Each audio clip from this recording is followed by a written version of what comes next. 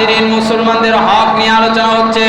নবীজি সাল্লাল্লাহু আলাইহি সাল্লাম বলেন, মান সালিমাল মুসলিমুনা মিন লিসানিহি ওয়া ইয়াদিহি ওয়াল মুহাজিরু মান হাদারা মা নাহাল্লাহু আনহু। নবীজি সাল্লাল্লাহু আলাইহি সাল্লাম বলেন, পূর্ণ মুসলমান ওই ব্যক্তি যার রসনা অর্থাৎ জিহ্বা এবং যার হাতের অনিষ্টতা থেকে অন্য মুসলমানগণ নিরাপদ থাকে, সেই ব্যক্তি হলো মুসলমান। সুবহানাল্লাহ। জিহ্বা দিয়ে কুৎসা রটাইতেছেন যে ওই ব্যক্তি এমন এমন খারাপ কাজ করে, এই খারাপ লোক, এভাবে বলতে বলতে তার সম্পর্কে এমন বলছেন যে সেই ব্যক্তি এখন সমাজের সবচাইতে পচা লোক। তাহলে আপনি বান্দার হক নষ্ট করলেন। এই বান্দার হক নষ্ট করার কারণেই কিন্তু কাল কিয়ামতের ময়দানে ওই ব্যক্তি বলবেন, ইয়া আল্লাহ, ইয়া আল্লাহ, আমার তো এই দোষ ছিল না। এই দোষগুলো বলছে, এই ব্যক্তি বলতেছিল, বিভিন্নভাবে বলছে। হাজিরিন, আল্লাহ সেই দিন কিন্তু ওই বান্দাকে মাফ করবে না। কেননা আল্লাহ বান্দার হককে কখনো নষ্ট করতে চান না। বান্দাকে আল্লাহ ভালোবাসেন, এজন্য বান্দার হক আল্লাহ তাআলা নষ্ট করবেন না। হাজিরিন, এবং হাতের অনিষ্টতা থেকে, যে ব্যক্তির হাতের অনিষ্টতা থেকে অন্য মুসলমান বাঁচে না, তাকেও কাল কিয়ামতের ময়দানে আল্লাহ তাআলা ধরবেন, কোনো নিস্তার হবে না। এই জন্য হাজিরিন, সময় সংকীর্ণ, কিন্তু আমাদের এই বিষয়গুলো জানা দরকার। নবীজি সাল্লাল্লাহু আলাইহি সাল্লাম বলেছেন, ওয়াল্লাযী নাফসি বিয়াদিহি, যার হাতে আমার প্রাণ, লা ইউমিনু আবদুন হাত্তা ইউহিব্বা লিআখিহি মা ইউহিব্বু লিনাফসিহি। নবীজি সাল্লাল্লাহু আলাইহি সাল্লাম বলেছেন যে যার হাতে আমার প্রাণ, আমি তার শপথ করে বলছি, কোন বান্দা ততক্ষণ কামিল মুমিন বান্দা হতে পারবে না যতক্ষণ সে নিজের জন্য যা পছন্দ করবে তার ভাইয়ের জন্য তা পছন্দ করবে। আল্লাহু আকবার। হাজিরিন, আমরা কিন্তু বুঝতেছি না যে মুমিন হতে আমাদের কত কষ্ট করতে হবে, সাধারণ কিছু কষ্ট, কিন্তু আমরা এগুলা বোঝার একবারও চেষ্টা করছি না। কিন্তু আমাদের জীবনটা হলো একটা পরীক্ষামূলক জীবন। وَلَنَبْلُوَنَّكُمْ بِشَيْءٍ مِّنَ الْخَوْفِ وَالْجُوعِ وَنَقْصٍ مِّنَ الْأَمْوَالِ وَالْأَنفُسِ وَالثَّمَرَاتِ وَبَشِّرِ الصَّابِرِينَ। হাজিরিন, আমরা এই পরীক্ষায় যদি উত্তীর্ণ হতে হয়, তাহলে এই আয়াত আমাদের অবশ্যই স্মরণ করা দরকার।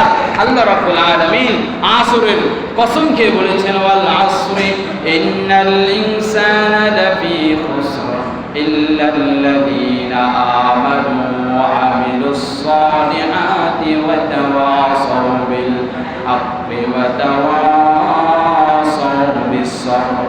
আল্লাহ রাব্বুল আলামিন সময়ের কসম খেয়েছেন, আসরের কসম খেয়ে বলেছেন, ইন্নাল ইনসানা লাফি খুসর, নিশ্চয় সকল মানুষ ক্ষতিগ্রস্ত। কয়জন মানুষ ক্ষতিগ্রস্ত? সবাই বলেন, কয়জন? বলেন সবাই। কয়জন?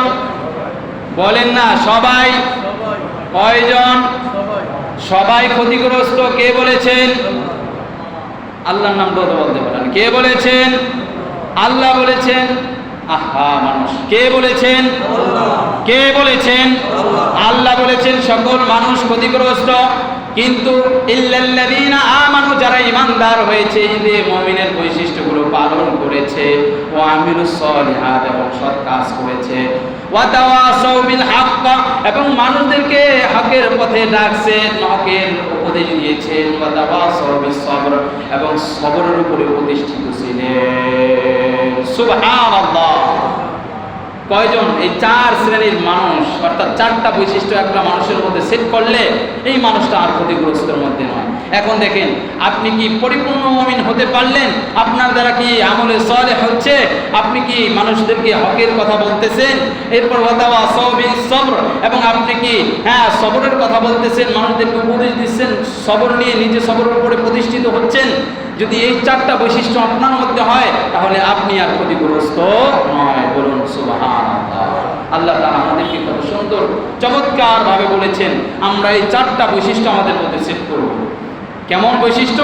ঈমানদার হব, খাঁটি মুমিন হব, আমলে সালেহ করব, এবং মানুষদেরকে সৎ পথের আদেশ দিব, এবং মানুষদেরকে পরস্পরকে ধৈর্য ধারণ করার উপদেশ আমরা দিব ইনশাআল্লাহ। পারবো তো ইনশাআল্লাহ? আল্লাহ তাআলা আমাদের সকলকে আমল করার তৌফিক দান। হাজিরিন, মুসলমানদের হক আদায় করার মধ্যে একটা ছিল গতকালকে আপনার পাড়া প্রতিবেশী যারা গোশত খাইতে পারে না, যারা কোরবানি দিতে পারে না, তাদেরকে গোশত দিয়ে দেওয়া। কিন্তু আমরা এই হক অনেকে আদায় করি না। এবং পাড়া প্রতিবেশীর মধ্যে যারা বিপদগ্রস্ত আছে, দুস্থ আছে, অসুস্থ আছে, তাদেরকে বিভিন্নভাবে সহযোগিতা করা।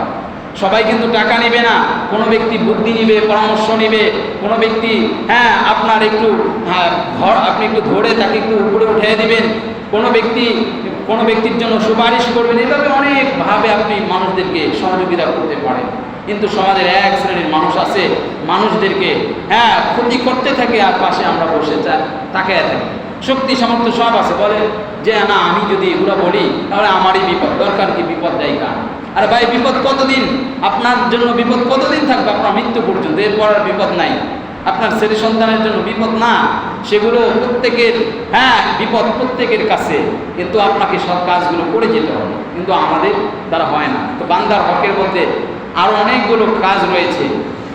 এই যে যেমন এই এলাকায় যারা কাজ করেন, দূরে যায় কাজ করেন, অনেকে শহর থেকে বিভিন্ন জিনিস নিয়ে আসেন এবং কাজ করার জন্য লোক নিয়ে আসেন বিভিন্ন জায়গা থেকে। রাজমিস্ত্রি এলাকায় নাই, আসেনি? এলাকায় আসে না? এই এলাকার রাজমিস্ত্রি দিয়ে কাজ করা, কাজ একটু ডিস্টার্ব হবে, হোক, অসুবিধা নাই, একটু কম ভালো হবে, কত বছরের জন্য থাকবেন? এই এলাকার লোক দিয়ে কাজ করা। বদলা নিয়ে আসে বিভিন্ন জায়গা থেকে, গরু কিনে নিয়ে আসে সেই ডালচর থেকে, সেই কালায়া থেকে, এখানে গরু আছে এখান থেকে কিনে 2-4-5 টাকা বেশি দিয়ে কিনেন, অসুবিধা কি? আপনি এই এলাকার হক আদায় করেন। এই যে মসজিদের মুয়াজ্জিন আছে, মসজিদের ইমাম সাহেব আছে, বিবাহ পড়ান, তখন অন্য জায়গা থেকে লোক নিয়ে আসেন, এখানে তারা বিবাহ পড়ায় না, এখানে কাজী সাহেবও আছে, মনে হয় হুজুরের কাজীও আছে, তো এখন এখানে এই হুজুর দিয়ে বিয়ে পড়াইতে পারেন, কিন্তু দেখা যায় অন্য হুজুর নিয়ে আসে অন্য জায়গা থেকে। এগুলো করাবেন কেন? কোনো দরকার আছে? তাহলে বান্দার হক কি? মুসলমানদের হক। এরপরে এই যে দোকান, আপনাদের এখানে দোকান আছে না, দোকানের চিন্তা করতে হবে এলাকার মানুষের হক আছে, কম ব্যবসা করব, আবার এলাকার মানুষের এখান থেকে কিনবে। ওই যে বাজারেও 10 টাকা, এখানে 10 টাকা, অসুবিধা কি? এখান থেকে কিনেন, আপনার এলাকার লোকটাকে স্বাবলম্বী করেন। এই জন্য মুসলমানদের হক নিয়ে যদি বিশদ আলোচনা করতে হয়, অনেক আলোচনা রয়েছে। হাজিরিন, ইসলাম কিন্তু এগুলো বলে, কিন্তু আমরা এগুলো করি না, আমরা এগুলো করি না। একটা ব্যক্তি, আপনার এলাকার একজন ব্যক্তি মাছের ব্যবসা করে, তার থেকে মাছ কিনেন, অন্য আরেকজনের থেকে কিনবেন কেন? 10 টাকা বেশির জন্য, 5 টাকা বেশির জন্য না, 10-5 টাকা চা খাইতে চলে যায় কি যায় না? হাজিরিন, এগুলো করতে হবে। এরপরে দেখা যায় আপনারা অনেকে এখানে যে বাগান বাড়ি আছে, অনেকের সুপারি, অনেকে বিভিন্ন জায়গায় নিয়ে যায়, এলাকার যদি কোনো ব্যাপারী থাকে তাদেরকে দিয়ে কাজ করাবে। এগুলো মুসলমানের হক, আজকের আলোচনার বিষয়, কিন্তু বিস্তারিত আলোচনা করতে পারছি না, সময় মনে হয় শেষ। এজন্য হাজিরিন, সংক্ষিপ্ত করে আপনাদেরকে বললাম যে মুসলমানদের হক কি। যে এখন জিলহজ মাসের 2য় খুতবা, মুসলমানদের হক নিয়ে অনেক আলোচনা আছে। এই হক নিয়ে যেটুকু আলোচনা হয়েছে এগুলো আপনারা মানবেন, আমরা মানবো, সকলে মানবো, ইনশাআল্লাহ। পারবো তো? আমরা পারবো। এলাকার মানুষ দিয়ে কাজ করাবো এবং এলাকার অর্থ সম্পদ আমরা এলাকায় রাখবো, বিভিন্ন জায়গায় পৌঁছে দিব না। কিছু কিছু মানুষ আছে থাকে এলাকায়, ব্যবসা বাণিজ্য করে এলাকায়, কিন্তু ঢাকায় যায় জমি কিনে, কোনো দরকার নাই। কত বছর থাকবেন? এই তো টাকা কি খাইবে, কে রাখবে? হাজিরিন, এত কিছু দরকার নাই। মুমিনদের এটা বৈশিষ্ট্য হতে পারে না, আপনি উচ্চবিত্ত হয়ে যাবেন, কিন্তু আপনার এই উচ্চবিত্ত আপনাকে কোনো উপকার করবে না, এটা মুমিনের বৈশিষ্ট্য হতে পারে না। তো হাজিরিন, ইনশাআল্লাহ আমরা আমাদের হক আদায় করবো। তো কাদের হক? আমাদের হক। বলেন আজকে যে আলোচনা হলো মুসলমানদের হক, মানে আমরা সবাই মুসলমান এলাকার এখন উপস্থিত হয়েছি, আমরা সবাই কি ভাই?